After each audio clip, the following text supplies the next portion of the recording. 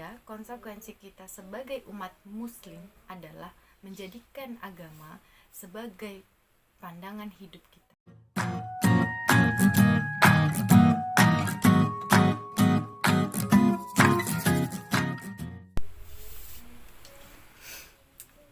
Bismillahirrahmanirrahim. Assalamualaikum warahmatullahi wabarakatuh.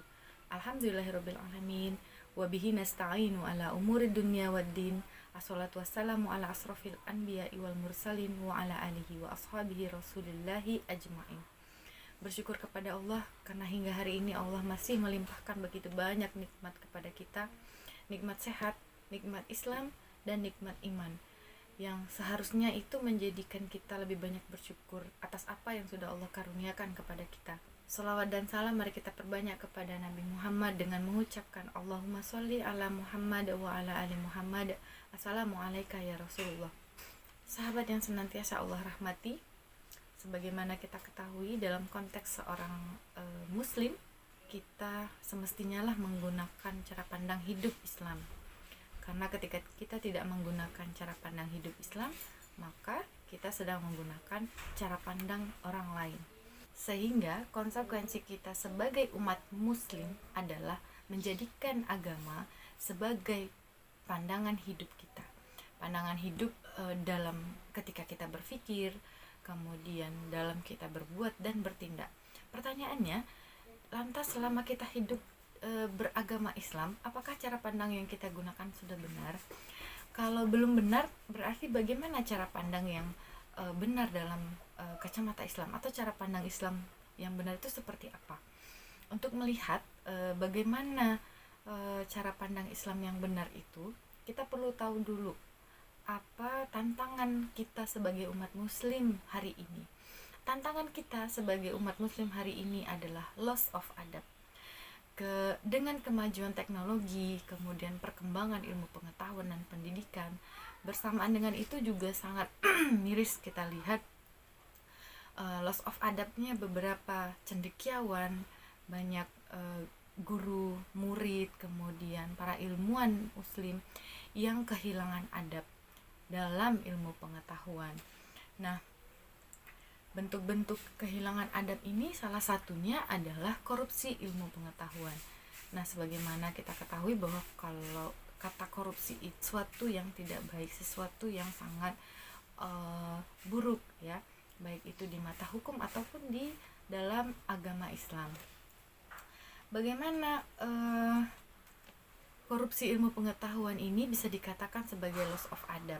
Nah, sebagai contoh, seorang cendekiawan muslim kemudian hafal Al-Quran, paham syariat agama, paham hukum-hukum yang mana yang baik benar dan yang tidak boleh dilakukan atau yang boleh, tapi dia tidak bertindak dan bergerak pada apa yang sudah diketahuinya. Artinya begini, dia hanya menggunakan hukum-hukum atau pemahaman Islam yang dia tahu ketika itu menguntungkan dirinya. Jadi ketika ada pemahaman Islam yang sekiranya akan merugikan dia atau tidak menguntungkannya, maka itu tidak akan digunakan. Itu salah satu bentuk loss of adab ya. Sebagai contoh, kita lihat ya dengan gamblang bahwa pemimpin kita itu ada yang tidak secara terang-terangan melakukan korupsi uang negara misalkan ya. Apakah para pemimpin itu tidak belajar bagaimana konsekuensi seorang koruptor, atau apakah dia tidak diajari di agamanya bahwa perbuatan itu adalah perbuatan yang tidak baik, yang akan mendatangkan dosa?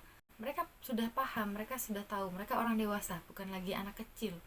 Mereka sudah tahu bahwa itu adalah sesuatu yang salah, mereka sudah paham bahwa apa konsekuensi ketika mereka melakukan korupsi itu ya. Lantas kenapa mereka masih melakukannya? Kenapa mereka masih merasa biasa saja melakukan hal-hal yang bertentangan dengan sesuatu dengan yang sudah dipahaminya? Itulah yang disebut dengan loss of adab, bahwa pemimpin kita saat ini yang melakukan korupsi seperti itu, adabnya tidak duduk, adabnya belum tepat. Bagaimana menjadi seorang pemimpin yang dapat mengayomi masyarakat, itu tidak duduk oleh mereka, sehingga anggapan mereka ya itu hal biasa saja. Nah, itu salah satunya korupsi ilmu, akibat dari kehilangan adab. Nah, tanpa kita sadari, loss of adab itu juga menjadi permasalahan adanya dikotomi ilmu. Padahal dalam Islam itu sendiri, ilmu pengetahuan itu adalah sebuah konsep yang holistik, tidak terpisah-pisah ya. Jadi antara pengetahuan dan nilai Islam itu tidak bisa dipisah karena saling terikat. Nah, ini rasanya sudah berlangsung sangat lama ya. Sebagai contoh, ketika ada seorang anak yang ketika belajar ekonomi pada bab bunga ya, di situ diajarkan oleh gurunya bagaimana cara menghitung bunga uang yang kita simpan di dalam bank dengan bunga sekian persen. Nah, jadi kita bisa menghitung nih beberapa bulan kemudian dengan bunga sekian persen uang kita akan menjadi bertambah. Nah, itu diajarkan ketika belajar ekonomi. Tapi di lain waktu ketika mereka belajar pendidikan agama Islam, justru diajarkan sesuatu yang bertentangan dengan apa yang sudah mereka dapatkan di materi sebelumnya, yaitu tentang riba, bahwa riba itu adalah haram ya, tidak boleh dilakukan.